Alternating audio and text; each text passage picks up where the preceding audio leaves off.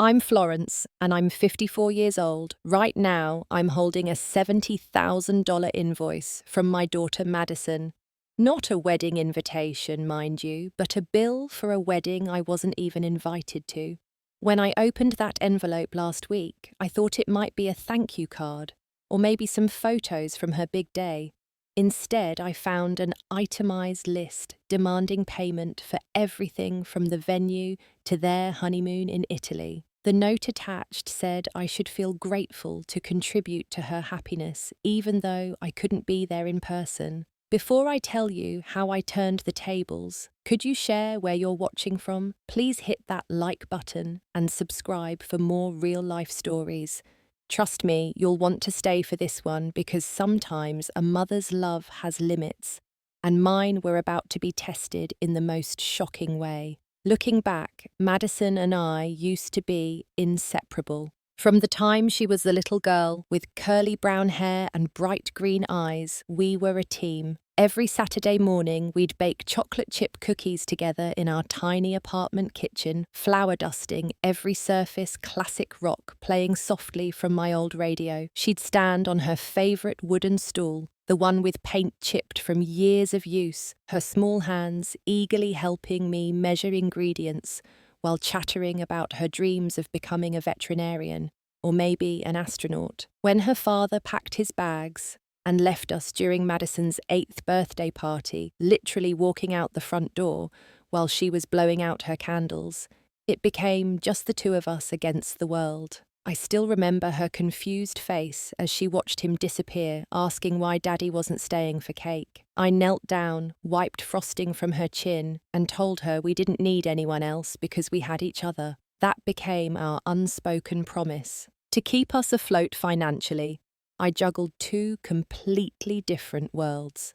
During daylight hours, I worked as a receptionist at Dr. Morrison's dental practice on 5th Street, answering phones with my cheeriest voice and scheduling root canals for cranky patients. When the sun went down, I transformed into a night shift cleaner, pushing my cart through the gleaming office towers downtown, emptying wastebaskets and scrubbing conference room tables while the city sparkled below.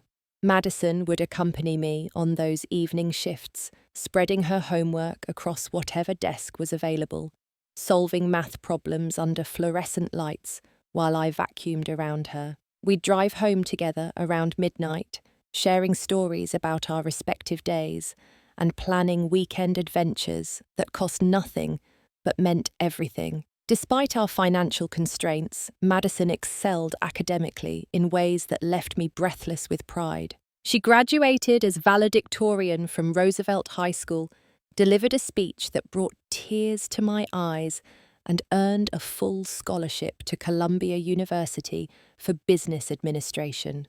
Watching her walk across that stage in her cap and gown, I knew every sleepless night and aching back had been worthwhile. Our weekend thrift store expeditions became treasure hunts, where Madison's keen eye could spot designer pieces hidden among the racks. She'd transform a $5 blazer with the right accessories, making it look like something from a boutique window. Afterward, we'd celebrate our finds at Murphy's Diner, splitting a slice of apple pie and discussing her ambitious plans to start her own marketing company someday. The bond we shared felt unbreakable during those years.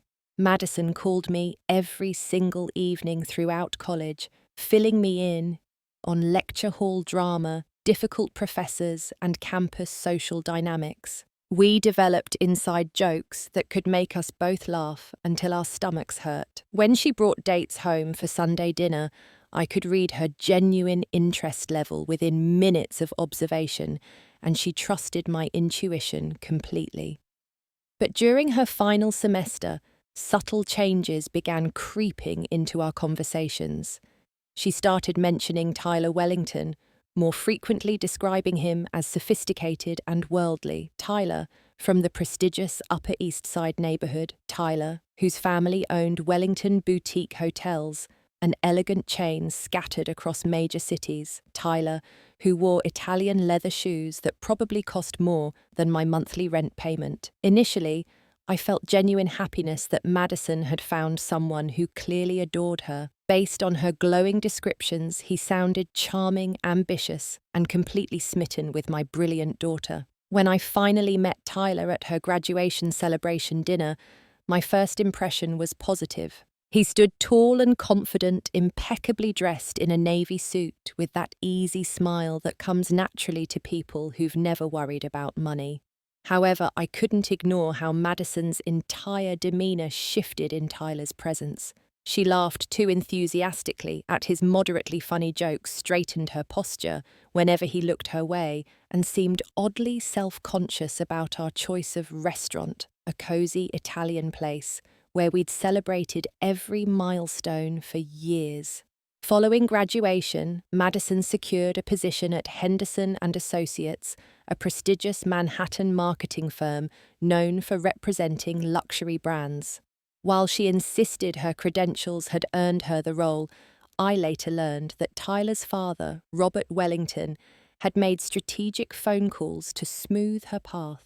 She relocated to an expensive Soho apartment, furnished it with sleek, modern pieces that cost more than my annual car payments, and began documenting her glamorous new lifestyle through carefully curated social media posts. Our phone conversations gradually became less frequent and increasingly strained. When we did manage to connect, Madison would weave unsolicited suggestions for my personal improvement throughout our discussions. "Mum, you really should consider upgrading your appearance," she mentioned during one particularly painful conversation that left me staring at my reflection for hours afterward. "Maybe invest in professional styling or etiquette classes." Tyler's family pays attention to these details. I attempted to laugh off her comments, but they penetrated deep into my confidence. This was the same daughter I'd raised to value authenticity and inner strength, suddenly obsessing over superficial appearances and social status markers. She began forwarding me links to expensive clothing websites accompanied by messages like, "Just some basics to freshen up your wardrobe," and "Nothing too extravagant, but quality pieces make such a difference." Determined not to embarrass Madison, I drained my carefully saved vacation fund to purchase new outfits that met her standards. I booked an appointment at an upscale salon instead of trimming my own hair in the bathroom mirror. I practiced sitting with perfect posture, speaking in measured tones and discussing acceptable conversation topics, essentially trying to transform myself into someone Madison wouldn't need to apologize for.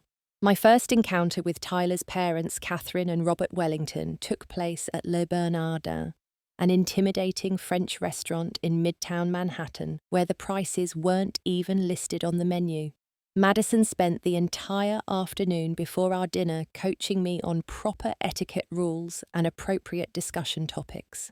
"Please don't mention your cleaning job," she whispered urgently as we approached the restaurant entrance. "If they ask about work, just say you're in healthcare administration." Catherine Wellington embodied everything I'd expected from someone of her social standing. Her platinum blonde hair was styled in an elegant chignon that probably required weekly maintenance appointments. Her burgundy dress was clearly custom-made, and her jewelry sparkled with what I suspected were genuine diamonds. Robert commanded respect through his distinguished silver temples and firm handshake radiating the quiet confidence that comes from generational wealth. Throughout dinner, they maintained polite conversation while subtly cataloguing my responses and mannerisms. I could sense them mentally taking notes on every small deviation from their refined world. When I used the wrong fork for the salad course, when I marvelled audibly at the restaurant's crystal chandeliers, when I admitted I'd never tried escargot before that evening, Madison felt compelled to provide constant disclaimers for my behaviour. "She's still adjusting to different social environments," she explained when I struggled with the wine pairing recommendations. "Mum doesn't frequently dine at establishments like this," she added when I photographed my beautifully plated entree to show my cleaning crew friends later. Catherine's response still echoes in my memory. It's genuinely sweet how devoted you two are to each other. That kind of maternal dedication is really quite something. Her tone suggested she viewed our closeness as a charming but outdated sentiment, something quaint that belonged in a different era. During our silent drive home, Madison finally spoke. They genuinely liked you, but perhaps next time you could allow me to guide most of the conversation. In that moment, I fully grasped that my own daughter was ashamed of me, and something fundamental cracked inside my heart that never completely healed. Madison's engagement announcement arrived as a casual text message while I was organising patient files at the dental office. Tyler proposed last night. We're planning a spring wedding, accompanied by a photograph of an enormous emerald-cut diamond that caught the light from every angle. No excited phone call, no shared moment of maternal joy, just a brief notification like she was updating me about weekend plans. I immediately dialed her number, expecting to participate in her excitement and hear romantic details about the proposal. Instead, our conversation felt rehearsed and distant. Madison mechanically recounted the evening's events, Tyler's speech, the ring presentation, the champagne celebration, but her voice lacked the authentic enthusiasm I remembered from smaller life moments. When I inquired about wedding planning, she dismissed my interest with, "Tyler's family is handling all the professional arrangements." 2 weeks later, I discovered their engagement party had taken place through Madison's Instagram posts. She'd shared dozens of photos from an elegant rooftop venue overlooking Central Park, surrounded by Tyler's extended family and their social circle. I scrolled through image after image, recognizing absolutely none of the celebrating faces, feeling like I was observing a complete stranger's life unfold. When I confronted Madison about my exclusion from such an important celebration, her explanation sounded practiced and hollow. "Mum, it was an intimate gathering with very specific guest parameters.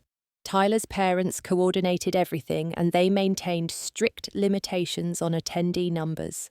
The word she used, curated, felt like a physical blow. Apparently, I wasn't refined enough to pass their selection process. I eagerly offered to assist with wedding preparations, imagining traditional mother-daughter activities like flower selection, cake, tasting sessions, and dress shopping expeditions. These were dreams I'd nurtured since Madison was small visions of sharing her special day in meaningful ways. Instead, she immediately shut down my enthusiasm. "We're utilizing professional coordinators for everything. Tyler's family understands how sophisticated events should be managed." Through conversations with mutual acquaintances, I learned the wedding budget had reached $70,000. The ceremony venue was Whitmore Estate, a historic mansion in the exclusive Hamptons area. Their guest list included 150 carefully chosen attendees. Madison was having her gown custom designed by someone whose name I couldn't even pronounce correctly. Every detail was being orchestrated by Catherine Wellington, who apparently possessed very particular opinions about her son's wedding presentation. Then Madison made a request that left me completely speechless. "Mum, I realise this represents a significant financial commitment, but we could genuinely benefit from your monetary contribution. Tyler's parents have generously covered the engagement celebration and they're handling the rehearsal dinner expenses, but the actual wedding ceremony costs are quite substantial." I asked about my participation in the planning process, if I was contributing substantial money. Madison's response devastated what remained of my hopes. "You can certainly help with financing, but Tyler's family is coordinating all the arrangements. They possess the experience and connections necessary for events of this caliber, and honestly, it simplifies everything." I felt reduced to a walking ATM valued exclusively for my financial resources rather than my relationship with Madison or my role as her mother. When I insisted that contributing money should include some involvement in decisions, Madison's frustration finally erupted. "Mum, you simply don't comprehend this social environment."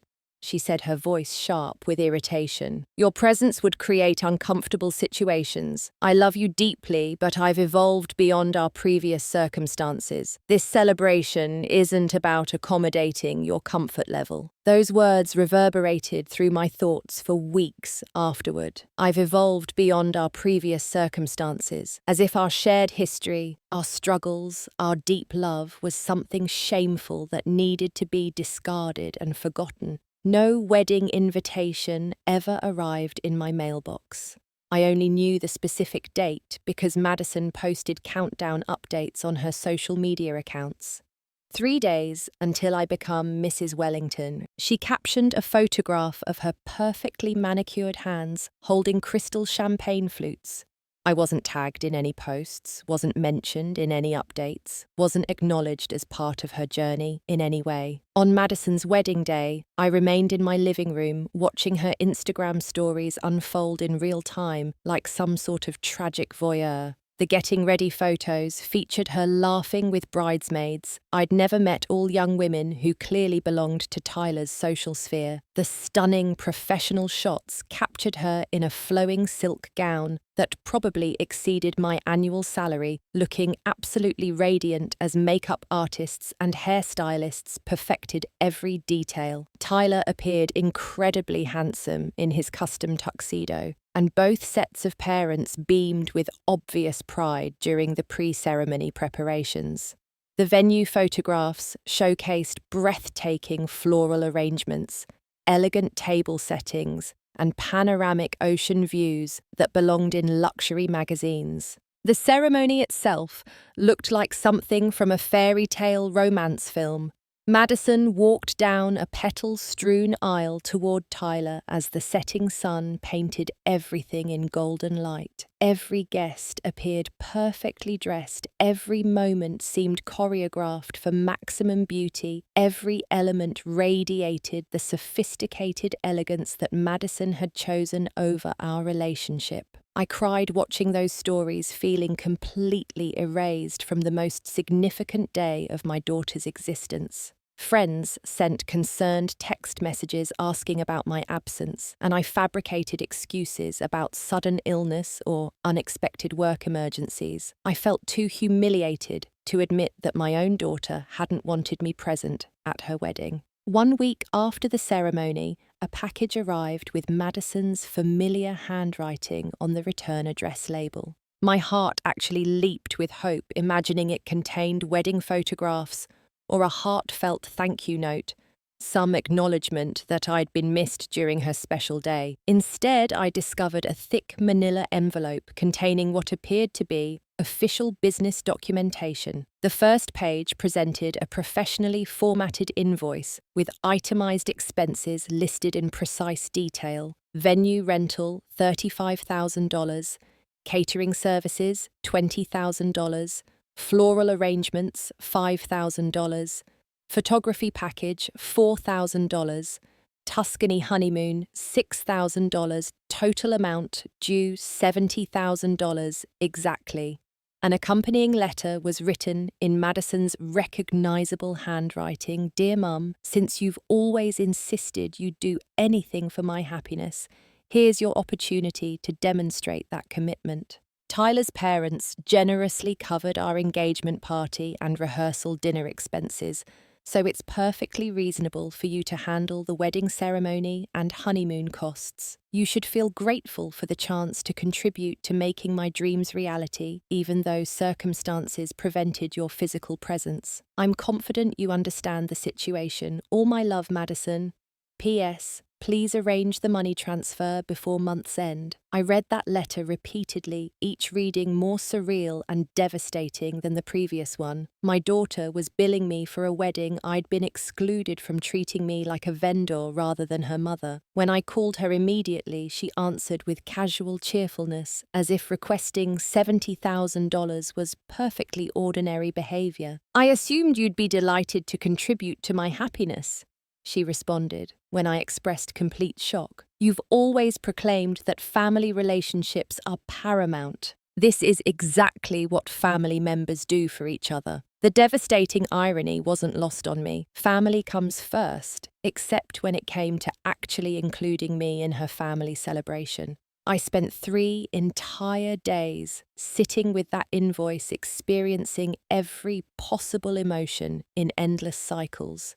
Blazing anger at being treated like an automated teller machine, profound heartbreak over losing the daughter I'd devoted my life to raising, crushing disappointment in myself for somehow failing to instill proper values despite 26 years of sacrifice. However, gradually, underneath all that emotional pain, something else began crystallizing steely determination. I started reflecting on every sacrifice I'd made throughout the years, working double shifts while Madison pursued her educational dreams, going without basic necessities so she could access better opportunities, prioritizing her needs above my own happiness for over 2 decades. This was her response to that unconditional love and devotion. I also recognized that Madison was being manipulated, though she remained completely oblivious to the reality. Over the years, I'd cultivated relationships with people across various industries through my cleaning work. One friend, Sarah, managed operations at several downtown hotels and regularly shared industry gossip during our coffee meetings. According to her recent updates, Wellington Boutique Hotels was experiencing serious financial difficulties. Multiple properties had permanently closed during the pandemic, economic downturn, and never managed to reopen successfully. The Wellington family had over-leveraged their business investments before the recession hit and were now struggling to meet basic debt obligations. Tyler's position at his father's company wasn't nearly as secure as Madison believed. During my lunch breaks, I began researching more thoroughly, accessing public financial records available through online databases. The Wellington family's situation was significantly worse than anyone outside their inner circle realized. They were desperately seeking methods to inject immediate cash into their failing business ventures, and I suspected Madison's inheritance potential had made her an extremely attractive long-term investment for Tyler's financial future. A comprehensive plan slowly formed in my mind. I wouldn't simply refuse to pay the outrageous wedding bill. Instead, I would systematically expose the truth about why Tyler's family had genuinely welcomed Madison into their supposedly elite social circle. She deserved to understand she was being cynically used, even if learning that truth would cause tremendous emotional pain. I contacted Sarah and requested her assistance gathering concrete evidence about the Wellington financial crisis. Within 1 week, I possessed detailed documentation of their business troubles, including recent bankruptcy filings for subsidiary companies and forced asset liquidations. More importantly, I had developed a strategy to reveal these facts to Madison in a way she couldn't dismiss or rationalize away. My daughter needed to learn that authentic love doesn't include price tags, and genuine respect isn't purchased with monetary payments. Sometimes the most profound gift you can offer someone you love is allowing them to face the natural consequences of their choices, even when watching that process breaks your heart completely. I arranged a meeting with Catherine and Robert Wellington at Gramercy Cafe, a neutral location near their hotel headquarters, explaining that I wanted to discuss contributing more substantially to Madison and Tyler's future together. They arrived punctually at our scheduled time, both impeccably dressed as always, clearly viewing this encounter as a straightforward business negotiation rather than a family discussion. "Florence, how absolutely wonderful that you want to become more involved in supporting the young couple," Catherine said, settling gracefully into her chair with practiced elegance. "Madison is such a precious addition to our family, and we're genuinely thrilled that Tyler discovered someone with such strong traditional values and family loyalty." I performed my role flawlessly, expressing sincere gratitude for their warm acceptance of Madison into their distinguished family circle and asking thoughtful questions about their long-term vision for the couple's prosperity. Exactly as I'd anticipated, they began revealing their true motivations when they believed I was fully supportive of their underlying agenda.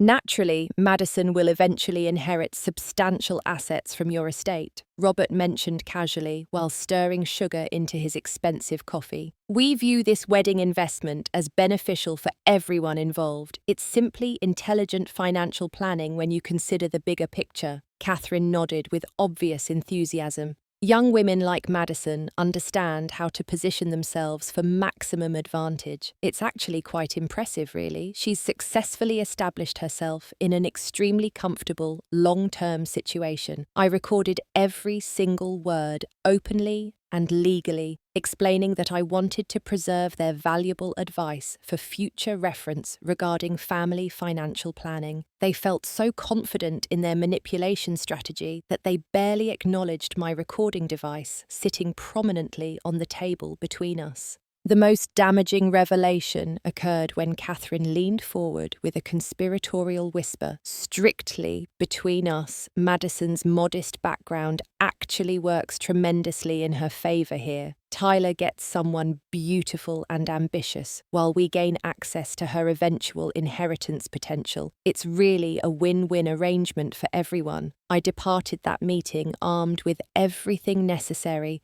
to completely open Madison's eyes to the devastating truth about her situation. However, I decided to offer her one final opportunity to demonstrate some awareness of how terribly she'd treated me as her mother. I called Madison and requested a meeting to discuss establishing a reasonable payment plan for her wedding expenses. She agreed immediately with obvious enthusiasm, suggesting we meet at the same coffee shop where I'd just recorded her future in-laws, revealing their genuine feelings about her value to their family. When Madison arrived looking radiant and supremely confident, she was probably anticipating finally collecting her money and moving forward with her expensive lifestyle plans. She'd chosen our former meeting location carelessly, completely unaware it was about to become the scene of her devastating awakening. "Mum, I'm so relieved you're ready to move forward with this," she said, sliding confidently into the chair across from me. "Tyler and I have been exploring some beautiful houses in Westchester, and your contribution would really help us secure the down payment we need." Instead of responding to her presumptuous statement, I placed my phone deliberately on the table and played the complete recording of Catherine and Robert's conversation. I watched Madison's face transform as she heard Tyler's parents discussing her like a commodity investment, congratulating themselves on Tyler's strategic romantic choice and calculating her future inheritance value. "They actually think I'm with Tyler for money," Madison whispered, her confident facade crumbling instantly.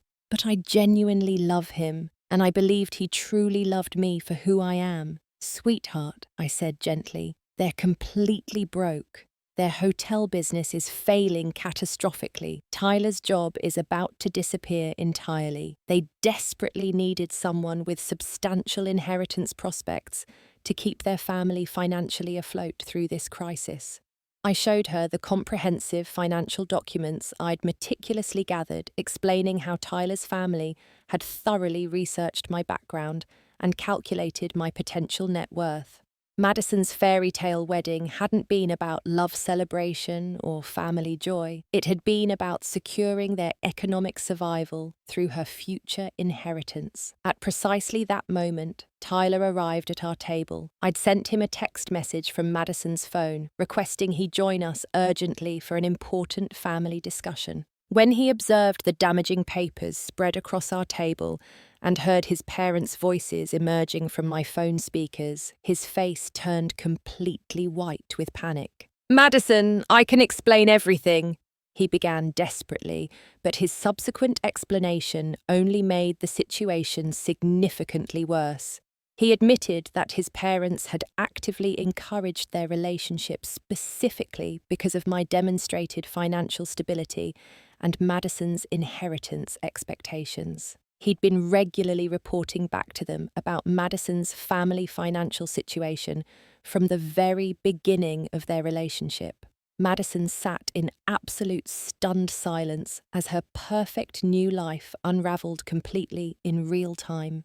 Everything she'd sacrificed our precious relationship for had been constructed on calculated lies and systematic manipulation. The sophisticated people she'd chosen over her own devoted mother had never valued her for her intelligence, personality, or character, only for her potential to provide them with long-term financial security. The emotional breakdown that followed was absolutely complete and devastating to witness. Madison sobbed uncontrollably in that public coffee shop as the full magnitude of her choices crashed down on her consciousness. She'd discarded the one person who genuinely loved her unconditionally for people who saw her as nothing more than a financial opportunity and inheritance pathway. "Mum, I threw away everything real and authentic in my life for people who saw me as walking dollar signs," she cried through her tears. "How could I have been so completely blind? How could I have treated you with such cruelty and disrespect?" My response wasn't immediate forgiveness or comfort. 26 years of unconditional love and sacrifice don't disappear easily, but neither does the profound pain of being excluded from your child's most important life moments and then billed for the privilege of her happiness. Madison, I raised you to be strong, independent, and proud of your authentic self, not to be ashamed of your background, while trying to become someone completely different. Madison wanted to immediately file for divorce to sever all connections with Tyler and his manipulative family, but I advised careful consideration and patience. Don't make another impulsive decision based purely on emotional reactions. Think carefully about what you genuinely want for your future, not just what you're running away from.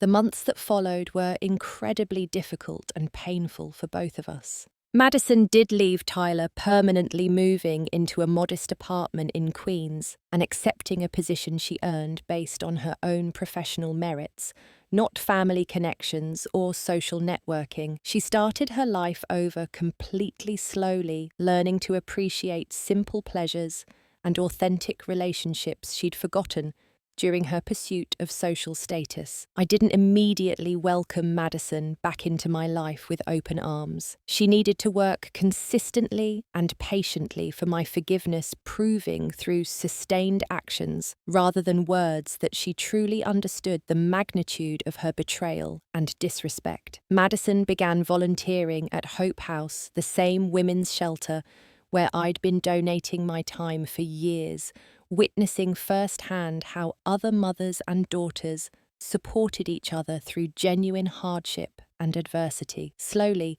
carefully, and deliberately, we began rebuilding our relationship from scratch. This new connection was fundamentally different from before, based on mutual respect, understanding, and appreciation, rather than Madison's financial dependence on my support. She learned to value authentic human connections over transactional relationships, while I learned the critical importance of establishing firm boundaries even with the people we love most deeply.